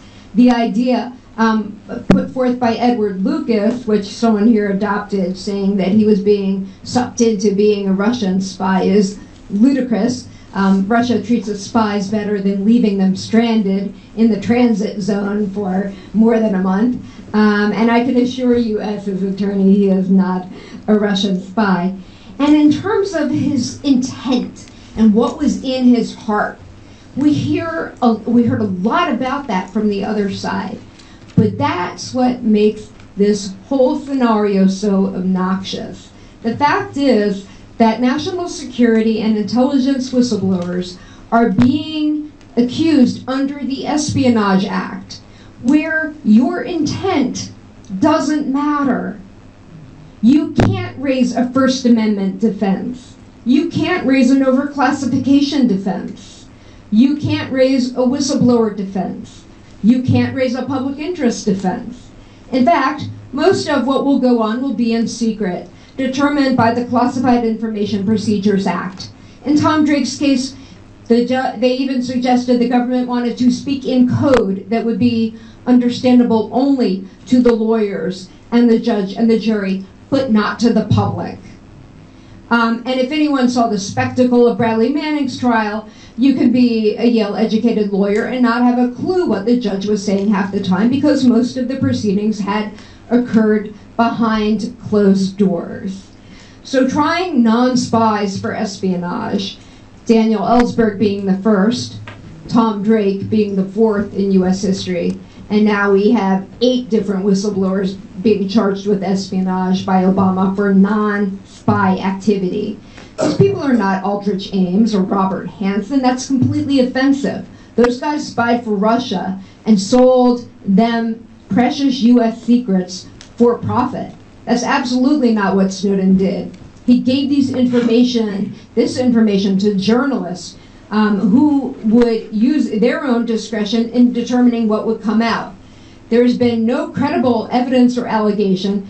I mean, there have been rumors thrown out that he disclosed sources and methods, but it's hard for me to believe the U.S. government would agree for that information to be published when those stories went to press.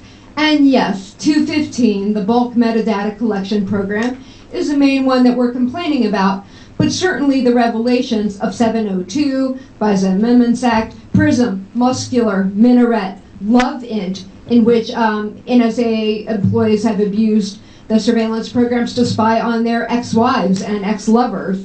PornInt, where they collected information on Muslims, innocent Muslims' pornography habits to use for blackmail purposes. Minaret, Stellar Wind, Turbulence, Trailblazer, which was a fundraising vehicle. All of these programs are important. All of them revealed massive waste and illegality. And it hasn't been 215. 215, yes, gets the most attention because it deals with the First Amendment of NSA, which is thou shalt not spy on Americans. Thank you.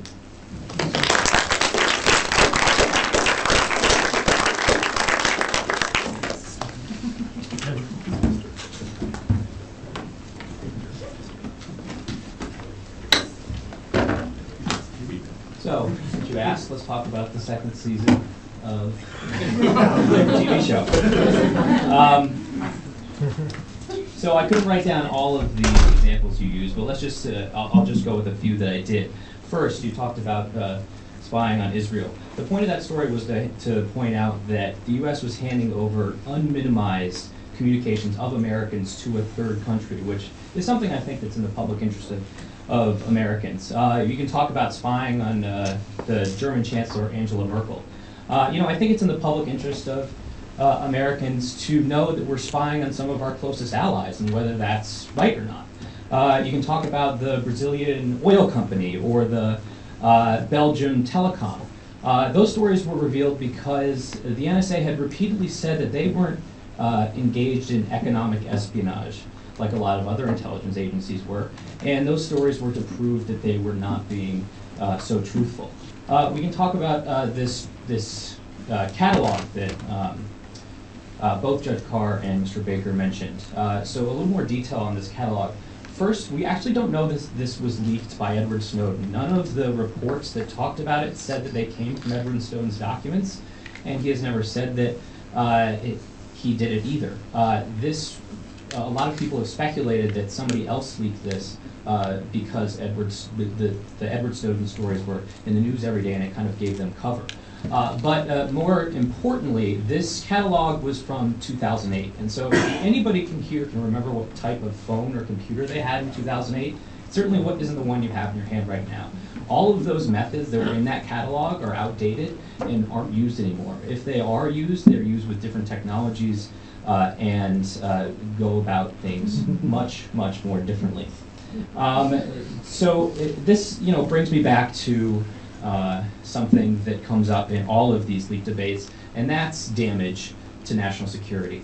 No matter what story newspapers print, the United States government will always say that it will cause grave and irreparable harm. That's exactly the type of language that they used in the Supreme Court when Daniel Ellsberg leaked the Pentagon Papers, that the Solicitor General argued that it would cause grave and irreparable harm to national security and it should be censored.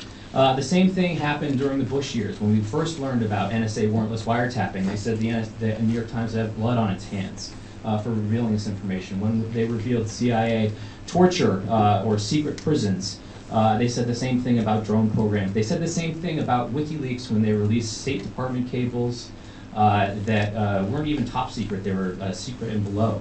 And they said that a general actually testified that WikiLeaks would have blood on its hands, but they were never able to point to a single person that was harmed because of those disclosures. We're seeing the same thing here. Actually, you know who else agrees with me here? It's actually James Clapper, the Director of National Intelligence.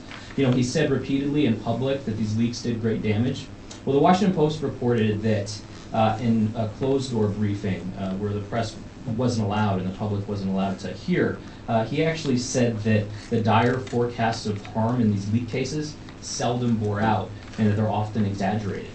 And you know, I think that this is exactly the case that we're looking at here. When he was giving this testimony, he also talked about how terrorists are going to want to communicate, and the NSA will be able to find them. But you know, I want to go back to the other stories that I talked about besides the Patriot Act in my first 10 minutes, the encryption stories. These, again, these weren't the first stories. They came later and are just as important. You know, that the NSA is breaking common encryption that we use all the time in our lives. They're breaking into the links that connect to Google and Microsoft data centers. That they are impersonating Facebook servers to attack targets.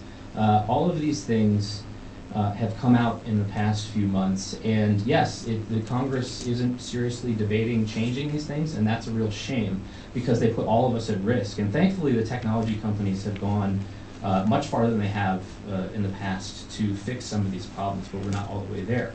I think that these stories are certainly in the public interest, and you know, it's like Jesselyn said, it's important to remember that Edward Snowden didn't disclose any documents himself. He gave them to some of the most respected news organizations in the U.S., and they made their judgment. Snowden said he wanted to remove his biases from the situation. The only thing he asked them was that they not harm national security because he still cares deeply about this country. He wanted to get back to our roots, where you know, when we talk about the Fourth Amendment, it's supposed to prohibit unreasonable search and seizure.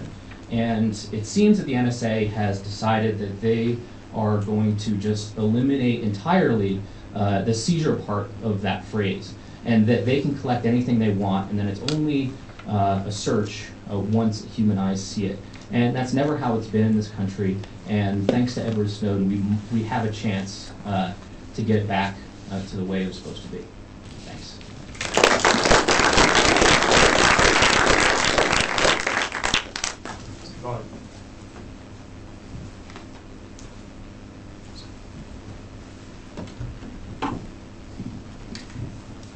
Despite Mr. Baker, I'm not a ringer here. No collusion, no misrepresentation of what my views are. I think they're well publicized and available to the NSA on Google and otherwise. If I ever forget anything, I call up the NSA and say I've lost some of this data. And they provide it very quickly. First, let me go to the question of definition of a patriot. Now, I had borrowed from Thomas Paine, the voice of the American Revolution. A patriot saves his country from his government. Now, the judge proffered an alternative definition. Patriotism is the last refuge of the scoundrel, but he didn't identify who was the author of that adage. Samuel Johnson, who was a fierce opponent of the American Revolution and denigrated all of its heroes as scoundrels. So you can, for yourself, decide in the context of the United States which definition of patriotism more appropriately applies. Now, with regard to the general's view of the Fourth Amendment and where the courts stand, Mr. Baker said, well, there's a very large number, I think 36. Most recently, there's a 37th order issued authorizing the Section 215, I call it the Mass Associational Tracking Program, and the complaint, gathering all the telephony metadata on every single call you've made since May 2006. And as far as the NSA is concerned, they will collect it for the remainder of your lifetime. It has no endpoint to it. If the NSA had its way, according to the General Counsel, Mr. Licht, the National Security Agency, we would never have known about it. He openly conceded in the House Judiciary Committee hearing that was the plan. Absent Ed Snowden, we would still not be having this debate. And say if we're trying to make a calculus of what Mr. Snowden has contributed to our Republican form of government. But let's go back to this number of 36. Remember that the FISA court did not even consider the Fourth Amendment issue until August of 2013, after Mr. Snowden's revelations. Up until that time, all the orders just concerned whether it satisfied the standards of 215. The Fourth Amendment wasn't even addressed, and I think that would be also true with regard to judges' participation if you'd had an opportunity to write on these business records issues. Moreover, not only were they not addressed, there wasn't any adversary. They heard only the government side. So what kind of confidence can we have in a decision where only one side of the case is heard? Once we had Article 3 cases, we've had one court in the U.S. District Court in the District of Columbia find probably the program is unconstitutional. Another in the Southern District of New York found that it was constitutional, and that case is on appeal. But it shows, I think, the importance of an adversarial system to getting a reliable decision. Now, what's so different about the FISA court as opposed to ordinary magistrates who issue warrants in criminal cases is that in the FISA situation, until Mr. Snowden, you never had an opportunity at any later point to re-examine the constitutionality of the order, because people who are spied on aren't notified when they're spied or targeted for foreign intelligence purposes. They would never find out ever, unlike the Title III situation where the defendant is notified once there is a charge that he's been the subject or target of surveillance, and at that point there can be a Fourth Amendment or other kind of legal challenge. And that's what I think makes so staggering what Mr. Snowden disclosed, this body of secret law. Secret law in a democracy? We don't even know what the law is. It reminds me of Caligula, the Roman emperor. He put the laws so high on the wall no one could read them because he could snare them into violations. Now this is the United States, secret law. Now there's no doubt that Mr. Baker, I think, is accurate. You have more government in the sunshine and transparency. Is it arguable that it could help our enemies? Yeah, that's possible. But we take that risk because we want to control our own destiny. We don't want to entrust the decision of who we are as a country to some platonic guardians who say they know better than we do what we need to make us safe. So don't expect them to tell us what we want, what risks we want to take, because they're smart enough. They think it's terrible to have a standard that says, well, we shouldn't do anything that we wouldn't be embarrassed about if it was on the front page of the New York Times or Washington Post. When CIA officials were told of that standard, they were shocked. What do you mean? We get to decide what our statecraft ought to be, not the American people. And I think in the larger context, that's what the Ed Snowden case is about. That's what the Ed Snowden case is about. These people had their way, we would never know. And with regard to the disclosures of, even if we take as a partial remedy for the secrecy, the congressional oversight, it is characteristic of members, and I've heard it from dozens who sit in these classified briefings say, Bruce, I stopped going to them because they say anything that we are told we can't talk about, and I'll get it and reading it in the New York Times. These are chairmen of the committee say they are useless. Now maybe they're lying, but they don't have any great obvious incentive to misrepresent the nature of this oversight. I call Congress the invertebrate branch.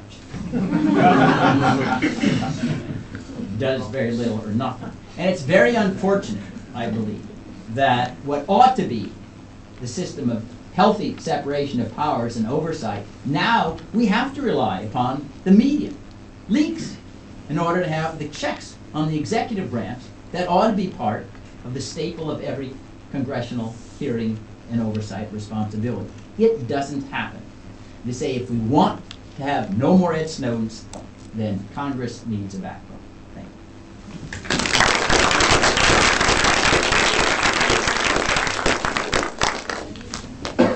you. Ladies and gentlemen, this concludes the debate with a number of exceptions that Yuri will speak about.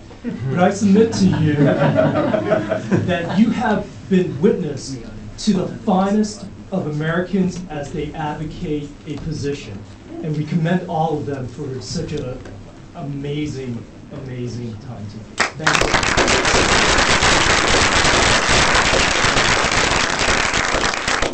So first of all, if there's anyone in the overflow room, I'd like to invite them to the main room because there is some room here and we'd like to get your vote. So if you're in the overflow room and you'd like to have your vote registered in the second vote, please come into the main room right now.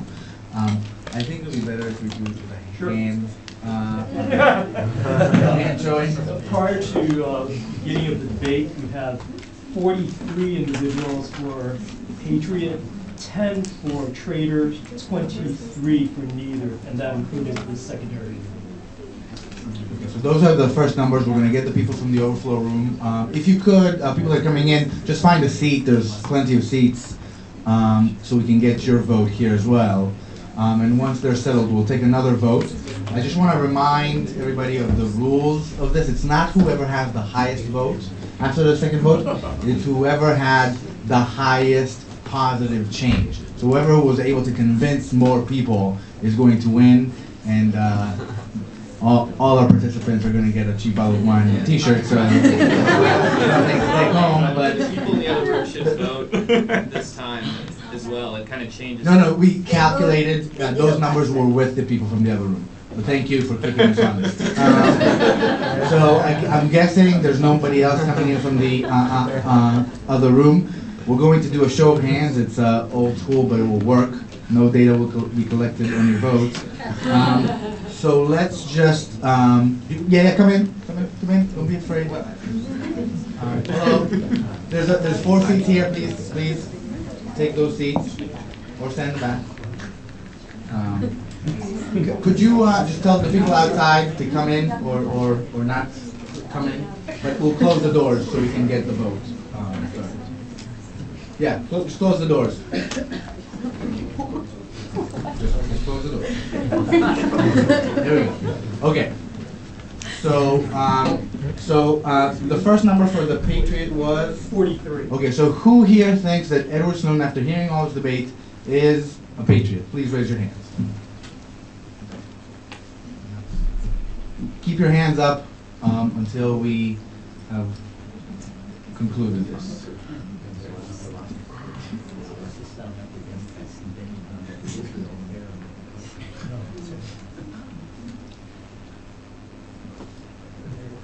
$34. Okay. Who here thinks that Edward Snowden is a traitor? Please raise your hands. Keep your hands up.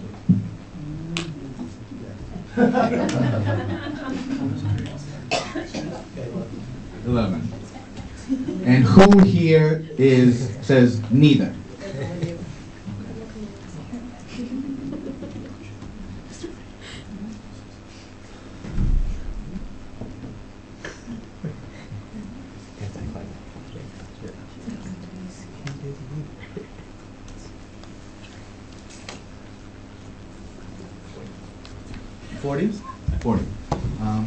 So, by a landslide, neither. Bruce.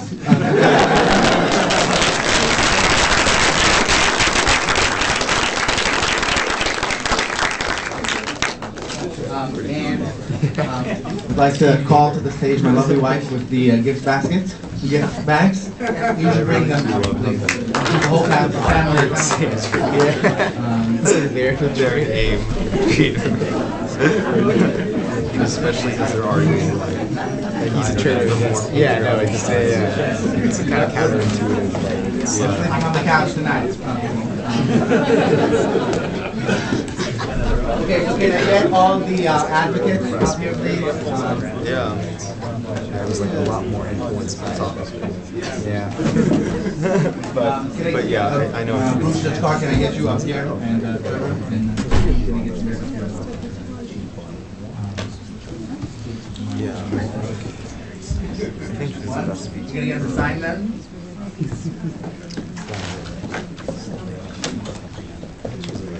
Clearest. Yeah. That's okay. Yeah. That one. You wanted to get on top. And then her proposal was really just point by point.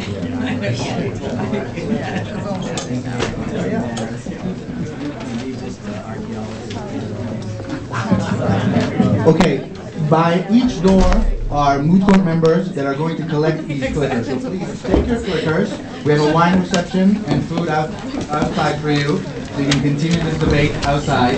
Take your clickers with you and give them to the Moot Court members outside. Thank you. Neither already won.